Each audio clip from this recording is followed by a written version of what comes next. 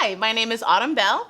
I'm the admissions manager reading to you from the Children's Museum of Houston. Thank you so much for joining us today for our story time of The Art Lesson, written and illustrated by Tomie dePaola. The Art Lesson is read to you today with permission from the publisher, G.P. Putnam Sons. And today's story time is sponsored by Phillips 66.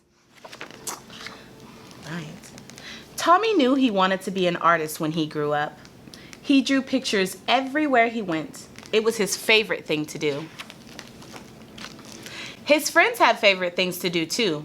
Jack collected all kinds of turtles. There's Jack. Herbie made huge cities in his sandbox. Jeannie, Tommie's best friend, could do cartwheels and stand on her head. But Tomie drew and drew and drew. His twin cousins, who were already grown up, were in art school, learning to be real artists. They told him not to copy and to practice, practice, practice. So he did. Tomie put his pictures on the walls of his half of the bedroom. His mom put them up all around the house. His dad took them to the barber shop where he worked. Tom and Nana, Tommie's Irish grandmother and grandfather, had his pictures in their grocery store.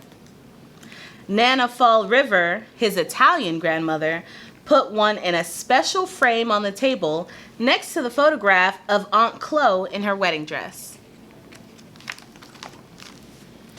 Once, Tomie took a flashlight and a pencil under the covers and drew pictures on his sheets. But when his mom changed the sheets on Monday and found them, she said, "No more drawing on the sheets, Tomie." His mom and dad were having a new house built, so Tomie drew pictures of what it would look like when it was finished. When the walls were up, one of the carpenters gave Tomie a piece of bright blue chalk. Tomie took the chalk and drew beautiful pictures all over the unfinished walls. But when the painters came, his dad said, "That's it, Tomie. No more drawing on the wall."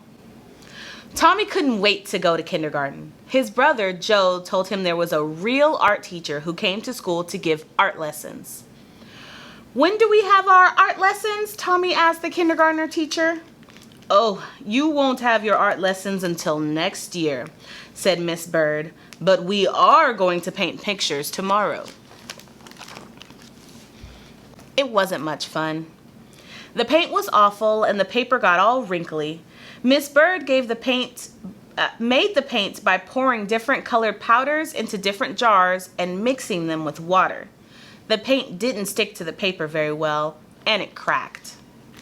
If it was windy when Tomie carried his picture home, the paint blew right off the paper. "At least you get more than one piece of paper in kindergarten," said his brother Joe. "When the art teacher comes, you only get one piece." Tomie knew that the art teacher came to school every other Wednesday.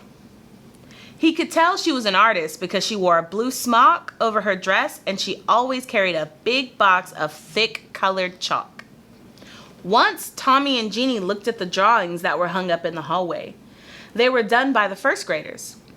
"Your pictures are much better," said Jeannie. "Next year, when we have a real art lesson, you'll be the best one." Tomie could hardly wait. He practiced all summer.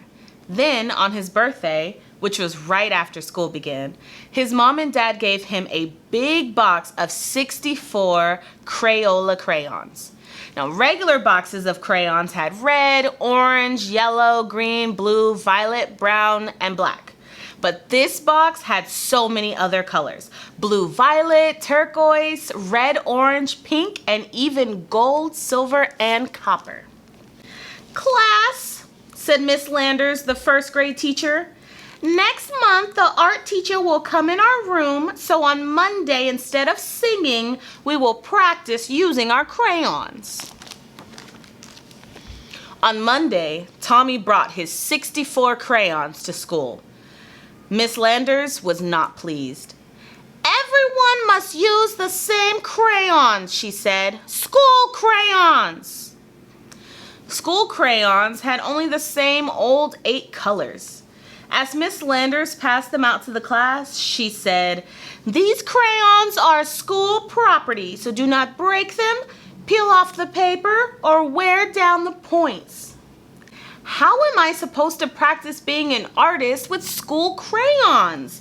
Tomie asked Jack and Herbie. "That's enough, Tomie," Miss Landers said. "And I want you to take those birthday crayons home with you and leave them there." And Joe was right. They only got 1 piece of paper.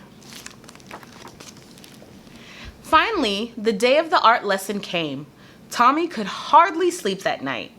The next morning, he hid the box of 64 crayons under his sweater and went off to school. He was ready. The classroom door opened and in walked the art teacher. Miss Landers said, "Class, this is Miss Bowers, the art teacher.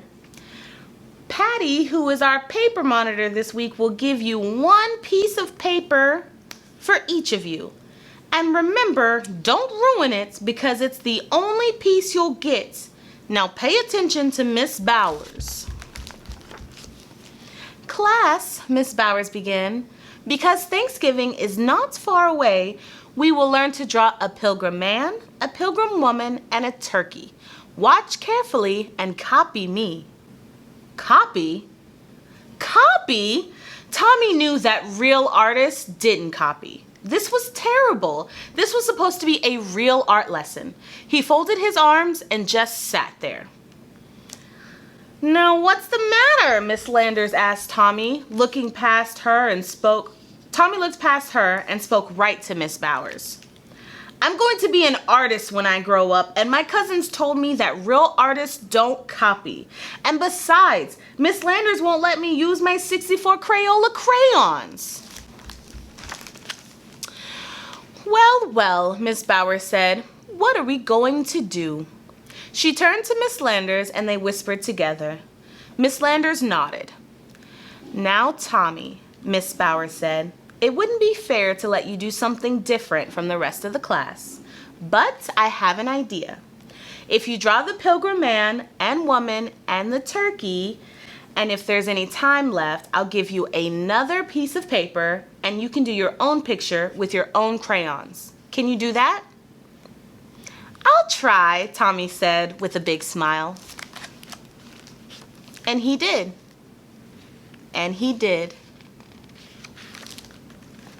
And he still does.